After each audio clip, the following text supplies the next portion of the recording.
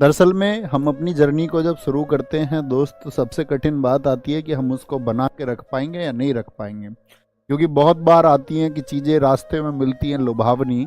तो एक छोटी सी कहानी सुनाऊं, मैं अक्सर अपने स्टूडेंट्स को सुनाता हूं कि एक बार एक राजा को भगवान जी ने दर्शन दे दिए। सुनिए कहानी। तो राजा बड़ा जनता का हित चाहने वाला था। उसने कहा कि जी नहीं, ये जो दर्शन है ये तुम मेरी प्रजा को भी दो, मेरी जनता को भी दो। तो राजा ने कहा ठीक है, अगर तुम्हें लगता है कि तुम्हारी जो प्रजा है ये डिजर्व करती है कि तुम्हारे साथ में प्रभु के दर्शन करे, तो कल इनको पहाड़ी पे ले आना।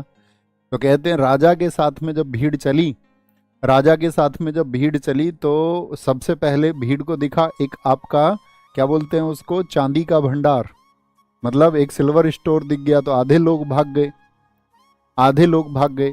थोड़ी दूर चलने पे दिखा भैया आपका सोने का भंडार, तो आधे लोग जो बचे हुए थे वो भी भाग गए। लास्ट में एक हीरे का भंडार मिला, तो राजा के साथ जो रानी चल रही थी उसको भी प्रभु के दर्शन करने थे, वो भी भाग गई। अंत में बचा राजा अकेला, पहुंचा भैया प्रभु के पास में। तो प्रभु ने कहा तुम जो अपनी प्रजा को लेके आ रहे थे वो कहाँ है? तो उसने कहा प्रभु मैं तुम्हारा सारा खेल समझ गया। इस दुनिया में बहुत सारी लुभावनी चीज़ें होती हैं जो तुमको अक्सर इधर उधर भटकाएंगी, चाहे वो आपका इंस्टाग्राम पे लगातार रील्स देखना हो या अन्य कोई काम हो। तो भटक तो जाते ही हैं, लेकिन कुछ ऐसे होते हैं राजा जैसे जो भटकते नहीं हैं। तो कहने का मतलब है राजा जैसा होना पड़ेगा राजा होने के लिए, ठीक है? तभी कुछ अचीव कर पाओगे, और वो अचीव कर पाओगे तो वो खुशी भी आप ही महसूस कर पाओगे।